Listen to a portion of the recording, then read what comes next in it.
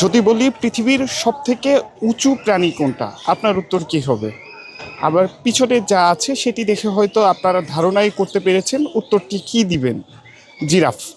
ঠিক আমার পিছনে যেই প্রাণীগুলো রয়েছে এই প্রাণীগুলোই পৃথিবীর ইতিহাসের সবথেকে উঁচু প্রাণী।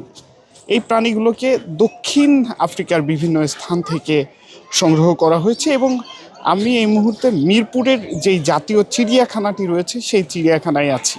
আপনাদেরকে পৃথিবীর সবথেকে উঁচু যে প্রাণী জিরাফ সেটি দেখানোর চেষ্টা করছি। এখানকার যেই জিরাফগুলো রয়েছে তাদেরকে কিন্তু আবদ্ধ করে রাখা হয়েছে। তারা এখানে অবস্থান করছে। একটি পূর্ণবয়স্ক জিরাফ উচ্চতায় 4 থেকে 6 মিটার পর্যন্ত হতে পারে।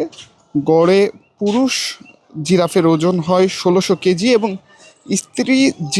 স্ত্রী জিরাফের ওজন হয় 1200 কেজি এবং এরা সবুজ ঘাস, গাছের পাতায়, শাকসবজি, দানাদার খাদ্য ও ফল এগুলো খেয়ে থাকে। সাধারণত আফ্রিকা মহাদেশের মধ্যাঞ্চল, পূর্বাঞ্চল ও দক্ষিণাঞ্চলে এদেরকে পাওয়া যায় এবং জিরাফ স্থলে বসবাসকারী যেই প্রাণীগুলো রয়েছে তার মধ্যে সবথেকে লম্বা এবং এই জিরাফ অনেক পানি খেতে পারে।